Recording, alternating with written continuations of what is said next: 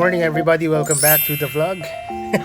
Monday morning ngayon at paparating na sa wakas ang ating pinakahihintay, ang mga panambak ay paparating na ngayon. Kaya nagpe-prepare sila sa pagdating ng truck. Kasama ko si Mike ngayon at napatambay siya dito sa sa site natin. Tignan nyo, ang nila, pinaghahandaan na nila ang pagdating ng truck. Saan na sila?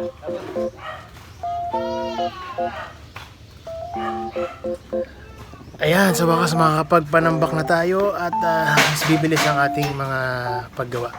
So hintayin lang natin, tingnan natin kung gaano karami tatambak nila. Okay guys, see you later.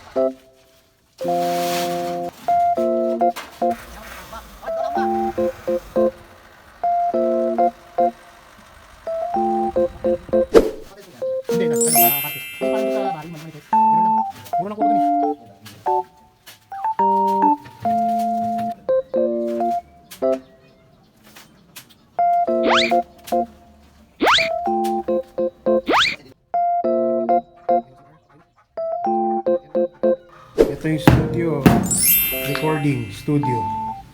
Yan.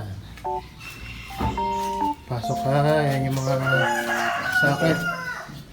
May isa pa dito. Okay. Paglabas ng recording, ito na. Live stream. Ayan yung mga socket. Isa, dalawa. Isa pa. Nagkaroon dito. Ano ba ito?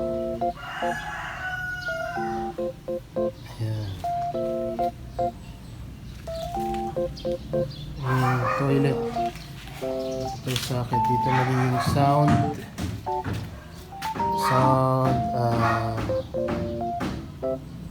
band place dito.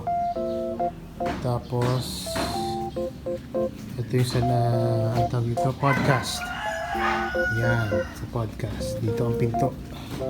Kakaroon ng division dito. Yan. Tapos sa labas na, waiting area. Ito na yung another socket. Yung pinto. Ito yung pinto.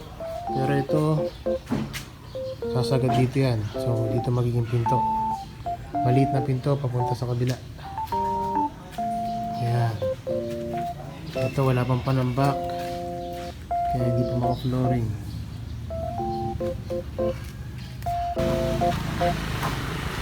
Yan, namimili ng kahoy yung dalawang pogi nating foreman at skilled worker.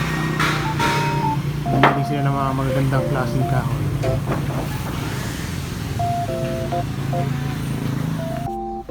Good morning everybody. At kanina pinakita ko sa inyo, namimili ng kahoy si Inad tsaka si Avid.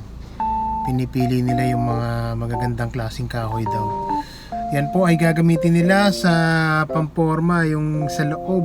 Kasi mag-start na tayong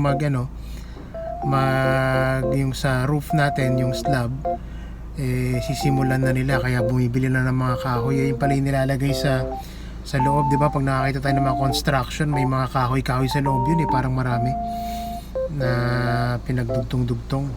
Yan pala yun. So magsisimula na tayo doon. Andito lang kami sa warehouse ng hardware na binibilan natin. At bumili na rin tayo ng mga ibang kailangan for yung mga sa electrical. So mas bumibilis na kasi natambakan na, naka-flooring na tayo dun sa isang part ng studio. Bali 3/4 na yung na flooringan natin doon. So naghihintay po tayo ng mga karagdagang panambak para makapag flooring din doon sa kabila at doon sa labas. After that ay yun na nga, sisimulan na yung sa taas.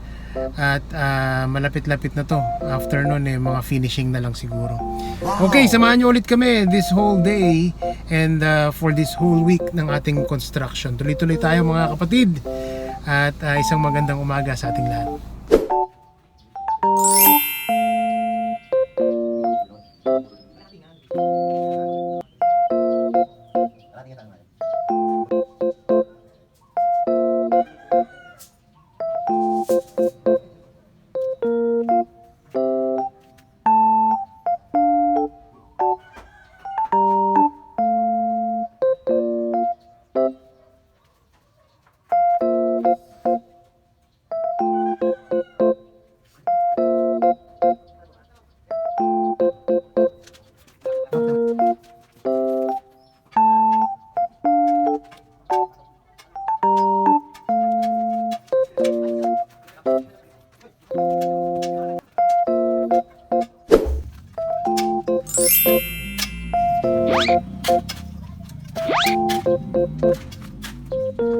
Sige, saan kami dyan? Sige.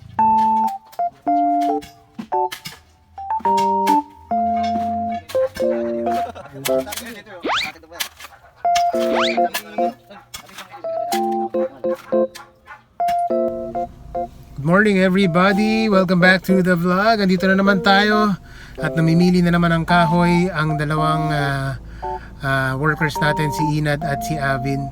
Namimili sila para hindi malambot ang mabigay sa atin at medyo umiinit na ang ulo nung pinagpipilian. Tinan nyo ha, video ko yung si Kuya. Medyo masama na loob ni Kuya kasi talagang pinipilian ni Avin tsaka ni Inad. Ayan si Kuya yung nagbabasa ng medyo na siya. Ayun yung dalawa, ganang-gana pa mamili Ayan, talagang iniisa-isa nila yan para yung matibay na 2x3 ang magamit natin kasi hindi pwede yung malalambot daw, so talagang kailangan piliin yan. Today is Saturday pero bukas ang alam ko ay magtatrabaho din sila para bumilis na, para makabuhos na doon sa taas. At pagkatapos, ang pagkakaalam ko rin at panagbuhos tayo sa taas ay magdadagdag tayo ng mga tao kasi bawal daw yun maputol, kailangan matapos kaya agad isang buhusan lang.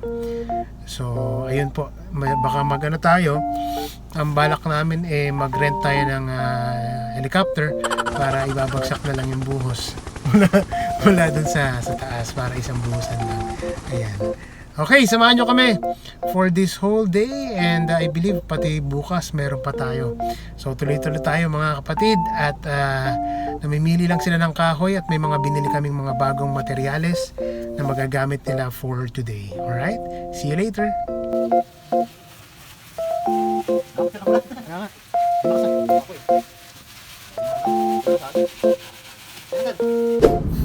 Hello guys, good afternoon! Tayo ngayon ay papunta na sa site natin, though it's Sunday today, may nagtrabaho pa rin yung mga workers natin for today. Pinili nilang magtrabaho kasi nanghihinayang daw sila sa tuloy-tuloy na pag-araw. Okay? Kasi nga ay nadala na sila sa mga patuloy na pag-ulan, so they are taking advantage of the sun. And papunta na tayo doon para makita natin at masundo na rin sila. Tignan natin kung ano na yung mga nagawa nila, mga na-achieve nila for this whole week.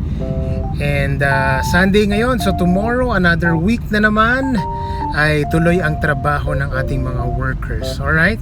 Samahan nyo ako for today doon sa site. Tignan natin yung mga improvements sa ating pinapatayong studio, UWINAS Studios, the home of Samba, Pilipinas. Samahan niyo ako mga kapatid, and always remember that it's all about the Christ in us, the UWINAS, the hope of glory. God bless guys, see you tomorrow. Ano?